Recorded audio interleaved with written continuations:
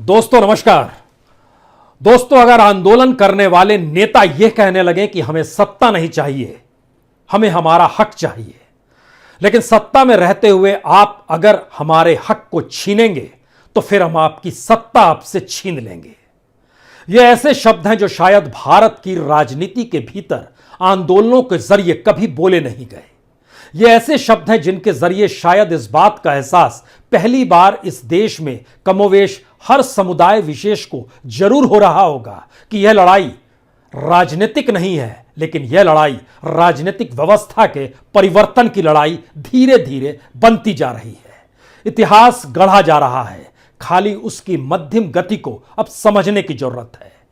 क्योंकि गांव से निकला हुआ आंदोलन जब दिल्ली की चौखट पर आकर बैठ गया, ठिठक कर लगातार सरकार की तरफ टुकटुकी लगाए देखता रहा, और महीने दर महीने बीतने के बाद भी जब सरकार की तरफ से कोई ऐसी आशा की किरण नजर नहीं आई, तो फिर यह आंदोलन पंचायत और महापंचायतों से होते हुए शहर और ग्रामीण इलाकों में बैठकों के बाद धीरे धीरे अपने विस्तार को बढ़ाते हुए अब अगर पश्चिम बंगाल की जमीन पर है, सुबह भवानीपुरा तो शाम होते होते नंदीग्राम, और कल सिंगूर और उसके बाद आसनसोल, और धीरे धीरे हर उस राज्य में जहां जहां चुनाव है। और यह संदेश देश के प्रधानमंत्री के लिए कि आप हमसे बात करें ना करें, लेकिन आप सत्ता की खातिर जिन जिन जगहों पर जाएंगे अब वहां पर हमारी मौजूदगी होगी। यह सिर्फ तेवर का जिक्र नहीं है, यह सिर्फ आक्रोश का जिक्र नहीं है, यह आंदोलन के विस्तार का जिक्र नहीं है।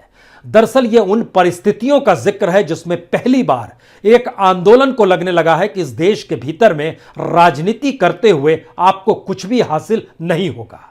आपको गैर राजनीतिक रहना होगा और जनता को यह भरोसा दिलाना होगा, या फिर इस देश के भीतर में हर जनता के साथ जो भी मुसीबत है उसको यह समझाना होगा कि यह राजनीतिक व्यवस्था सत्ता पाने के बाद कितनी क्रूर हो जाती है, उसके सरोकार कैसे खत्म हो जाते हैं और वो मनमानी कैसे करने लगती है, और पूंजीपतियों के हाथ की कठपुतली बनकर वो किस तरीके से पॉलिसी बनाती है। और इसको बताने के तरीके भी कोई राजनीतिक संवाद के जरिए नहीं है, बिल्कुल गैर राजनीतिक संवाद के जरिए सुबह भवानीपुरा में समझाया गया और शाम में नंदीग्राम में तमाम नेता अपनी बातों को कह रहे हैं। जरा इस अंदाज को समझिए। एक तरफ चेतावनी है प्रधानमंत्री मोदी को कि आप जहां भी चुनावी प्रचार के लिए जिस भी राज्य में जाएंगे वहां पर हम भी जाएंगे, और इस ऐलान के साथ जाएंगे कि बीजेपी को वोट ना दिया जाए। वोट किसे दिया जाए यह वोटर तय करे, लेकिन आपको सत्ता से बेदखल करना है। यानी मसला सिर्फ 3 कानून और एमएसपी भर का नहीं है। यह एक ऐसी परिस्थिति आकर खड़ी हो गई है जहां पर राजनीतिक सत्ता अपने राजहट में किस तरीके से हो जाती है यह उसको भी दर्शाता है, और जनता का संघर्ष जब राजनीति को चुनौती देने के लिए गैर राजनीतिक होकर संवाद जनता से बनाने निकल पड़े तब क्या हो सकता है। दरअसल जिक्र तो सिर्फ 3 कानूनों का करना चाहिए, सरकार को यह लग सकता है। जिक्र तो इस बात का होना चाहिए कि एमएसपी को आप कानून बना दीजिए, इसी का जिक्र नंदीग्राम में होना चाहिए, लेकिन नहीं। किसान अब बताने लगे हैं कि इस देश के भीतर में रेल को बेचा जा रहा है, हवाई अड्डों को बेचा जा रहा है, बंदरगाहों को बेचा जा रहा है, सार्वजनिक उपक्रमों को बेचा जा रहा है, और तो और जनता के भीतर की उस नब्ज को भी पकड़ना चाहते हैं जहां पर इसी किसान ने नंदीग्राम में जब आंदोलन छिड़ा था तो उसकी जमीन का मसला था। लेकिन अब किसान अपने संवाद के जरिए जब यह बताने लगे हैं कि आने वाले वक्त में आपके हाट नहीं रहेंगे, आपके साप्ताहिक बाजार नहीं रहेंगे, आपके अनाज आपके नहीं रहेंगे, पहले से गोडाउन तैयार कर लिए गए हैं कि अनाज को उसमें ठूस दिया जाए, और जनता की जब मांग बढ़े तो उसके हिसाब से उसकी कीमत तय की जाए, यानी वहां पर भी मुनाफा कमा लिया जाए। यह एक ऐसी परिस्थिति है जिसके भीतर हमें लगता है जरा सिलसिलेवार तरीके से आज देखने की जरूरत है, क्योंकि राजनीति ने इस देश को जातियों में बांटा है, यह छुपा हुआ नहीं है। इस देश के भीतर में संसदीय वोट बैंक की राजनीति ने मुसलमानों को हाशिए पर ढकेल दिया, और उनकी जरूरत इस राजनीति को है ही नहीं, यह भी बता दिया, और यह लगातार बताया जा रहा है। लेकिन पहली बार अगर गैर राजनीतिक होकर किसान आंदोलन अब हर किसी को यह समझाने निकल पड़ा है कि आज हमारी बारी है तो कल आपकी बारी होगी, और हमसे पहले किन किन की बारी आ चुकी है वह भी चेत जाए, चाहे जिनका टेलीफोन बिक गया यानी टेलीकॉम सेंटर में बीएसएनएल को में जिस तरीके से वीआरएस दे दिया गया, या फिर वह तमाम कर्मचारी, अधिकारी और तमाम बेरोजगारी की अवस्था को झेलते हुए लोग अगर समझने लगे कि दरअसल अब एकजुटता के साथ खड़े होना होगा, क्योंकि सवाल इस देश में किसानों का नहीं बल्कि इस देश में किसानी के जरिए उस अनाज का है जिस अनाज से यह देश चलता है। 70% की आबादी अगर किसानी पर इस देश में टिकी हुई है तो पश्चिम बंगाल का सच भी कुछ ऐसा ही है, क्योंकि बंगाल के भीतर में जिन बातों का जिक्र हो रहा है उसमें बहुत साफ है कि नंदीग्राम के भीतर में जिन गांवों में हाट लगते हैं, साप्ताहिक बाजार लगते हैं, यह पूर्वी मिदनापुर का जिला है। नंदीग्राम में तो खुद 2 हाट और 2 साप्ताहिक बाजार लगते हैं, लेकिन पूर्वी मिदनापुर जो जिले का इलाका है उसमें नंदीग्राम है, उसमें तमलुक है, उसमें रामनगर है, उसमें कोंटई है, उसमें चांदीपुर है, खेजरी है, इग्रा है, मोयना है, पंसकुरा है, पोटाशपुर है, देशोप्राण है, भगवानपुर है, सुताहाटा है, मसीहा सडाल है, हल्दिया है। ये सारी ऐसी जगहों के नाम हैं पूर्वी मिदनापुर के भीतर में और नंदीग्राम से सटे हुए, जहां पर जिंदगी हाट और साप्ताहिक बाजार के जरिए ही चलती है। लेकिन इनको बताने अगर किसान पहुंच गया कि वॉलमार्ट का खजाना भरेगा, इनको बताने अगर पहुंच गए हैं कि अब यहां पर अंबानी, अडानी, एक तरफ गोडाउन, दूसरी तरफ रिटेल सेक्टर, अगर किसान ये बता रहा है तो इसके मतलब बहुत साफ है। अब किसानों के भीतर इस जागरूकता को लाने का प्रयास हो रहा है कि राजनीति ने जो मीडिया के जरिए एक ऐसा वातावरण इस देश में खड़ा कर दिया जहां पर सच छुपता चला जाए और प्रचार प्रसार के जरिए झूठ का विस्तार होता चला जाए और सही जानकारी लोगों तक ना पहुंच पाए, तो अब किसान आंदोलन ही अपने विस्तार को गैर राजनीतिक करार देते हुए राजनीतिक चोट कर रहा है। सवाल इतना भर भी नहीं है। पूरे पश्चिम बंगाल में तकरीबन 37,945 गांव हैं और इन गांवों के भीतर में जितने हाट और साप्ताहिक बाजार लगते हैं या जहां पर अनाजों की खरीद फरोख्त होती है, उनकी संख्या लगभग 36,000 से ज्यादा की है। उन इलाकों में जो किसान अपने अनाज को बेचने के लिए निकल कर आता है और इनकी तादाद करोड़ों में है, क्योंकि पश्चिम बंगाल के भीतर में लगभग 75 यानी 75,50,000 के लगभग में किसान परिवारों की रिहाइश है। और इसके जरिए जब लोगों को जोड़िएगा तो फिर पश्चिम बंगाल के आंकड़े साफ बतलाते हैं कि तकरीबन 4 करोड़ लोग सीधे सीधे किसानी से जुड़े हुए हैं। और लेकिन पश्चिम बंगाल की स्थिति यह है कि यहां पर अगर एवरेज जमीन, औसत जमीन अगर किसानी की देखिएगा तो वो 1 हेक्टेयर से भी कम है। 0.75 हेक्टेयर की जमीन औसत निकल कर आती है। और जो न्यूनतम या कहें जो गरीब या कहें जो सीमांत और छोटे किसान हैं, वो सही मायने में 96% है। तो ये कल्पना के परे है कि अभी तक जो संवाद कोई पॉलिटिकल पार्टी कर नहीं पाती थी, उस संवाद को नए सिरे से किसान आंदोलन ने पश्चिम बंगाल में ही समेटना शुरू किया है। ये वही पश्चिम बंगाल है जिसने तिभागा आंदोलन देखा। और तिभागा आंदोलन भी कब देखा? एक तरफ भारत आजादी के जश्न में डूब रहा था और दूसरी तरफ तिभागा आंदोलन हो रहा था। तिभागा आंदोलन के दायरे में आने वाले जो जिले हैं, जो 6 जिले थे खास तौर पर, उन जिलों में भी किसानों की मौजूदगी आंदोलन और उनके संवाद के जरिए होने वाली है। लेकिन उस समय भूमि सुधार और जमीन का मसला था। इस जमीन के मसले को वामपंथियों ने अपने तरीके से सत्ता में आने के बाद अलग अलग अमेंडमेंट्स के जरिए सुधारा भी। लेकिन यह स्थिति किसी ने कल्पना नहीं की थी कि जमीन का मसला अगर सुधरेगा तो उस पर होने वाले अनाज की परिस्थिति में आकर फंस जाएगा। यह ज्योति बसु ने भी नहीं सोचा, यह बुद्धदेव भट्टाचार्य ने भी नहीं सोचा, यह हो सकता है ममता बनर्जी ने भी ना सोचा हो कि ऐसी स्थिति इस देश के भीतर में आएगी, क्योंकि किसानी तो स्टेट का मसला था। सेंटर ने अपने तौर पर अगर कानून बना दिया और राष्ट्रपति ने उस पर हस्ताक्षर कर दिए तो राज्यों के ऊपर यह दबाव आ गया कि वह भी उसे लागू कराएं। लेकिन लगातार लागू कराने के बाद जब आंदोलन ने इस बात को प्रेरित किया कि दरअसल ये गलत हो रहा है, तो ध्यान दीजिए, चाहे वो राजस्थान की विधानसभा हो, चाहे पंजाब की विधानसभा हो, चाहे दिल्ली की विधानसभा हो, चाहे छत्तीसगढ़ की विधानसभा हो, एक लहजे में कहें तो जो गैर बीजेपी शासित राज्य है वहां पर सरकार के इस कानून को मानने से विधानसभा के भीतर इनकार कर दिया गया। लेकिन फिर वही सवाल है, विधानसभा में जिसकी सत्ता रहती है वो क्या कानून बनाने के हक के साथ साथ किसी के बारे में कुछ भी तय कर सकता है? और पहली बार किसानों ने अपनी परिस्थितियों से इस देश की राजनीतिक व्यवस्था को जोड़कर समझाने का प्रयास शुरू किया है कि दरअसल इस राजनीतिक व्यवस्था को ही बदल डालिए। क्योंकि नंदीग्राम में दिया गया संवाद कोई छोटा संविधान नहीं है।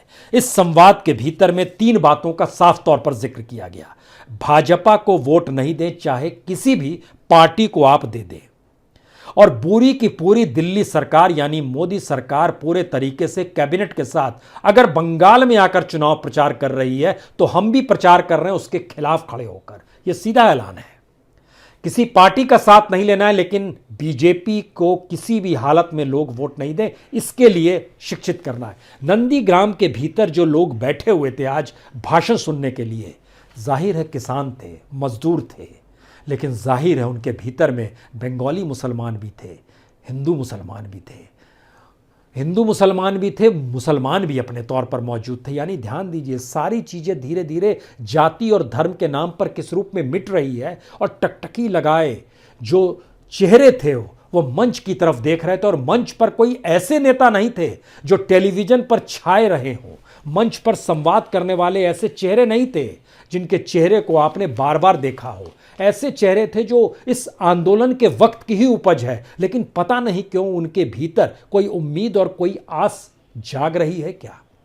यह उस आंदोलन की तस्वीरों को देखकर आप समझ सकते हैं जिसमें एक उम्मीद और आस या संघर्ष का मादा, यानी जिस नंदीग्राम ने 2007 में ऐसे आंदोलन को देखा जहां पर आंदोलन इतना हिंसक था कि सत्ता भी मार रही थी और विपक्ष भी, और अपने तौर पर विपक्ष सत्ता से 2-2 हाथ करने को तैयार था। हजारों लोगों की मौत हुई उस दौर में, सैकड़ों लोगों को जेल में बंद किया गया। ये सब कुछ छुपा हुआ नहीं है। आदिवासी ग्रामीणों की संख्या मौतों के साथ लगभग 350 थी नंदीग्राम के भीतर में 2007 से 2011 के बीच में। और 2011 के बाद भी आर्थिक स्थितियां बदल गई हो ऐसा भी नहीं है।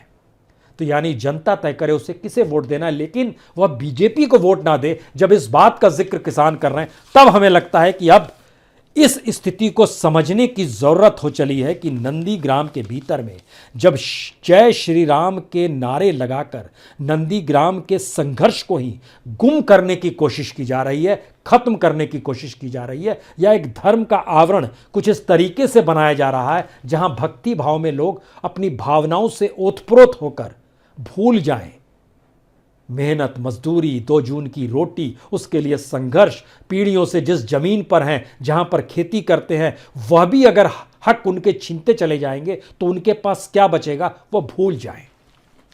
ये एक ऐसी परिस्थितियों में भारत की राजनीति आकर फंसी नहीं है बल्कि खड़ी हो गई है, जहां पर किसान आंदोलन करते हुए राजनीतिक पाठ पढ़ा रहा है और राजनीति सत्ता को पाने के लिए धर्म का पाठ पढ़ा रही है। मुद्दों से हटकर एक दूसरे के खिलाफ संवाद का कायम हो रहा है। ध्यान दीजिए, ममता बनर्जी के टारगेट में बीजेपी है, बीजेपी के टारगेट में ममता बनर्जी है। कांग्रेस और लेफ्ट अपने तरीके से जमीनी स्तर पर काम जरूर कर रहे हैं, लेकिन जहां भी उन्हें महसूस होता है कि अगर उनकी सियासत में कुछ वोट ये कहने से जुड़ जाएंगे कि ममता बनर्जी को जो चोट लगी वो नौटंकी थी, तो जरा समझिए, इसका मतलब मैसेज बहुत साफ है। अगर इस पूरे प्रकरण को अगर पश्चिम बंगाल की सियासत की परिस्थितियों से जोड़िएगा तो ममता बनर्जी ने बहुत साफ तौर पर नंदीग्राम के भीतर जिस तरीके से उस पर हमला हुआ या चोट लगी, दोनों परिस्थितियों में मैसेज बहुत साफ दे दिया मुस्लिमों को कि जब मेरी यह हालत हो सकती है तो राजनीति में जब आपको हाशिए पर ढकेल दिया गया है तो सोचिए आपकी क्या हालत होगी। यह मैसेज उनके लिए है। कांग्रेस और लेफ्ट के लिए भी यह मैसेज था। उनको लग रहा था कि यही तो एक वोट बैंक है जिसमें सेंध लगाई जा सकती है और जिसको अपने साथ लिए जा सकता है। तो ममता बनर्जी ने अपने चोट के जरिए मैसेज दिया, बटिए मत, एकजुट होइए। कांग्रेस ने नौटंकी करार दे दिया तो इसका मतलब था कि कांग्रेस चाहती थी कि दरअसल वह लेजिटिमाइज कर दे जिसका जिक्र बीजेपी कर रही है, क्योंकि बीजेपी के हक में मुस्लिम वोट तो नहीं जाएंगे। यह इतिहास है। 2014 में 2%, 2016 के विधानसभा में 6%, 2019 के लोकसभा में 4% यह वोट मिले हैं मुस्लिमों के बीजेपी को, लेकिन दूसरी तरफ ममता बनर्जी 2019 में भी 70% वोट मिले, 2014 में 40% वोट मिले। यह परिस्थिति बतलाती है कि यह वोट की लड़ाई में राजनीतिक साधने वाले एक दूसरे को निशाने पर लेंगे, लेकिन किसान आंदोलन से जुड़े नेता किसी को निशाने पर नहीं ले रहे हैं। वो सिर्फ सत्ता से कह रहे हैं हमारा हक है एमएसपी, आप हमें दे दीजिए, हमारा हक है इन 3 कानूनों को आप वापस लीजिए, क्योंकि इसके बाद हमारा सब कुछ छिन जाएगा, अन्यथा हम आपसे अब सत्ता छीन लेंगे। किसे देंगे नहीं पता है, लेकिन दूसरी तरफ पॉलिटिकल भाषा कहती है कि यह सत्ता हमारे पास आनी चाहिए। इस अंतर को जरा समझने की अब कोशिश करने की जरूरत इसलिए आन पड़ी है क्योंकि बंगाल के भीतर का सच क्या है। अगर आप ध्यान दीजिए तो क्या वाकई कल तक मुस्लिम तुष्टीकरण का जो जिक्र होता था, क्या उसको हाशिए पर नहीं ढकेल दिया गया? नए सिरे से दलित अपीजमेंट का जिक्र पॉलिटिकल पार्टियों ने शुरू कर दिया है। इस देश के भीतर में किसानों से जुड़े हुए मुद्दे, इस देश के भीतर में बेरोजगारों की परिस्थिति, इस देश के भीतर में नौकरी जाते हुए वाइट कॉलर की परिस्थितियों का भी जिक्र कभी राजनीतिक मैदान में नहीं होता है। आरोप प्रत्यारोप का सिलसिला जो होता है उसमें निशाने पर ममता है दिल्ली के, ये सच है। ममता के निशाने पर बीजेपी है, यह भी सच है। कांग्रेस के निशाने पर ममता भी है और बीजेपी भी है, यह भी सच है। वामपंथियों के निशाने पर ममता भी है और बीजेपी भी है, यह भी सच है। लेकिन इस त्रिकोण और चकोण के भीतर का सच क्या है? मुद्दे कहां हैं? और मुद्दे गायब ना हो, शायद इसीलिए भवानीपुरा से लेकर नंदीग्राम तक जो आज संवाद किया गया, उस संवाद की नब्ज के भीतर का सच यह है कि भारत में आज नहीं तो कल आपका नंबर भी हमारी ही तर्ज पर आएगा, जहां सरकार कहेगी कि हमने कानून बनाया है ना, हमने सही ही बनाया होगा, और आपने चूंकि हमें चुना है तो हमको यह हक मिल जाता है कि हम कोई भी कानून बना सकते हैं। यह मैसेज ग्रामीण भारत को, यह मैसेज किसान मजदूर को कौन समझाएगा? पॉलिटिक्स समझाती है तो पॉलिटिक्स ने एक आदत लगा दी है कि उसको सहूलियत देनी पड़ती है, वो पैसे भी बांटे जाते हैं वहां पर, और सत्ता में आने के बाद क्या क्या कर दिए जाएंगे इस बात का भी जिक्र होता है। लेकिन किसान नेता इस बात का जिक्र नहीं कर रहे हैं। किसान नेता तो उन परिस्थितियों को बता रहे हैं कि आज अगर हम बीते 110 दिनों से लगातार आंदोलन करते हुए नजर आ रहे हैं, और इस बात का भी जिक्र किया गया कि हिम्मत सरकार की नहीं होगी कि हमारे आंदोलन को वह तोड़ पाए। 40 लोग थे लेकिन एक को भी तोड़ नहीं पाती है। लेकिन पॉलिटिकल एमपीज हों या एमएलएज हों, इनको तोड़ना राजनीतिक दल के लिए कोई कठिन काम नहीं होता है। इनकी कीमत होती है, कीमत दे दीजिए तो कीमत के बाद वो कहीं भी शामिल हो जाते हैं। कोई विचारधारा का जिक्र नहीं है, सत्ता ही विचारधारा है। यह धीरे धीरे समझाने की परिस्थितियां डेवलप हो रही है, समझने की परिस्थिति डेवलप हो रही है। इसीलिए सवाल सिर्फ इतना भर नहीं है कि नंदीग्राम में आज रैली हो गई, कल सिंगूर में हो जाएगी, और वहां पर कभी आंदोलन हुआ था, तो अब इन रैलियों के जरिए लोग क्या समझेंगे? पहली बार राजनीति के भीतर जो पैसे की आवाजाही होती है, जो पैसे की लूट है, और जो कानून को बनाकर कॉरपोरेट को लाभ देते हुए कॉरपोरेट से कमीशन भी लेना, पैसे भी आना, पॉलिटिकल फंडिंग भी कराना, बॉन्ड भी उनसे खरीदवा देना, और इन सब के साथ देश के कॉन्स्टिट्यूशन इंस्टीट्यूशन से एक लगातार में जो खड़े नजर आते हैं, उसको भी कहीं ना कहीं बहुत बारीकी से अब किसान नेता समझाने लगे हैं या कहने लगे हैं। 4 मतलब बहुत साफ है। पहला मतलब, जिन 3 कानूनों का जिक्र अभी तक होता था, उस 3 कानूनों पर सरकार या कहें जो राजहट है, उसने किसानों को बेचैन कर दिया कि अब जनता को बताइए कि दरअसल आज नहीं तो कल उनका हक भी छीन लिया जाएगा। दूसरी बात, एमएसपी जो कानून बनाने का जिक्र है, सरकार इसलिए नहीं बनाएगी क्योंकि ठीक इसी तरीके से इस देश में जो भी सैंक्शन पोस्ट है, जहां पर नियुक्तियां होनी चाहिए, सरकार इसलिए नहीं नियुक्ति कर पा रही है क्योंकि सरकार की अपनी अर्थव्यवस्था इतनी डामाडोल उसने अपने प्रचार प्रसार के जरिए करवा दी कि अब उसके पास वेतन देने तक के लिए पैसा नहीं है। तमाम राज्य घाटे में नहीं, कर्ज में डूबे हुए हैं। किसी के ऊपर 2 लाख करोड़ का कर्ज है, किसी पर 3 लाख का कर्ज है, किसी पर 4 लाख करोड़ का कर्ज है। इतना ज़्यादा कर्ज अगर 1.5 लाख करोड़ से 5 लाख करोड़ तक का कर्ज कमोवेश इस देश के हर राज्य पर है। यानी राजनीति सिर्फ सत्ता पाने के लिए है और सत्ता पाने के लिए पूरी कैबिनेट मिनिस्टर ही है। प्राइम मिनिस्टर खुद चुनाव प्रचार में कूद रहे हैं और उस पर जो खर्च हो रहा है वो खर्च भी तो इस देश का खर्च है।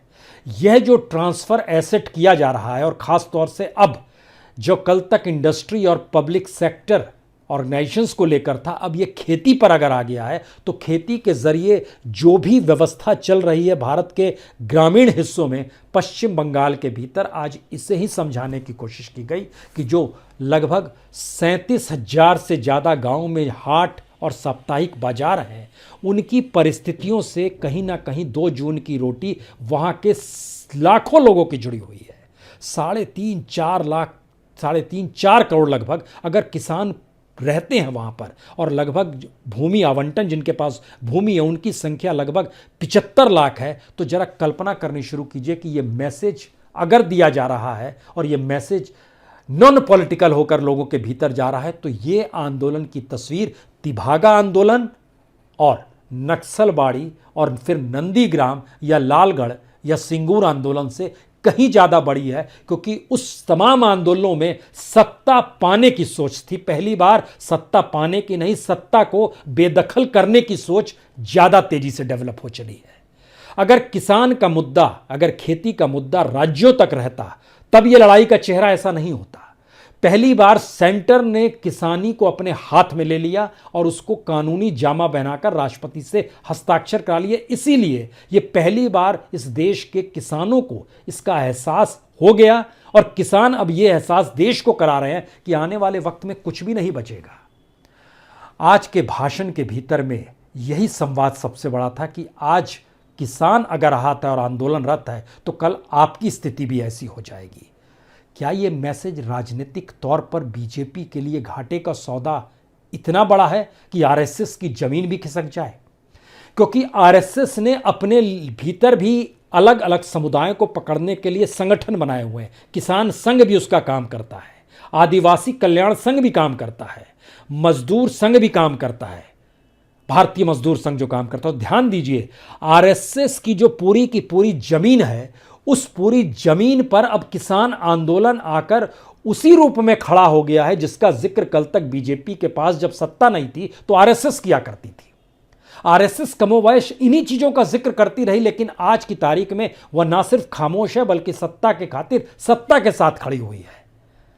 तो यह ट्रांसफॉर्मेशन जो है, ये एक ऐसा ट्रांसफॉर्मेशन है जो पहली बार सामाजिक आर्थिक परिस्थितियों के जरिए राजनीति को अपने अंडर में ले रहा है। यानी जो एक अम्ब्रेला बन रहा है वो सामाजिक विस्तार का बन रहा है, आर्थिक समझ का बन रहा है, और राजनीति उसके अंदर आ रही है। अभी तक राजनीति ही अम्ब्रेला के तौर पर रहती थी और पूरी की पूरी सामाजिक आर्थिक परिस्थितियां उसके भीतर समा जाती थी। ये पहली बार है इस देश के भीतर में जहां पर सामाजिक स्थितियों ने राजनीति को राजनीति का पाठ पढ़ाना शुरू किया है कि राजनीति बिना समाज और बिना अर्थव्यवस्था के नहीं चलती है, और इन दोनों को आपने बेच दिया, बांट दिया, खत्म कर दिया, और सियासत में आपने जय श्री राम के नारे लगा दिए, आपने मुसलमानों को हाशिए पर ढकेल दिया, आपने जातियों में बांटकर वोट बैंक क्रिएट कर लिया। यहाँ पर ओबीसी है, यहाँ पर एससी है, वहाँ पर एसटी है, इस आधार पर ये अपर कास्ट है, हमारे साथ ही रहेगा। यह सोच जो डेवलप कर ली,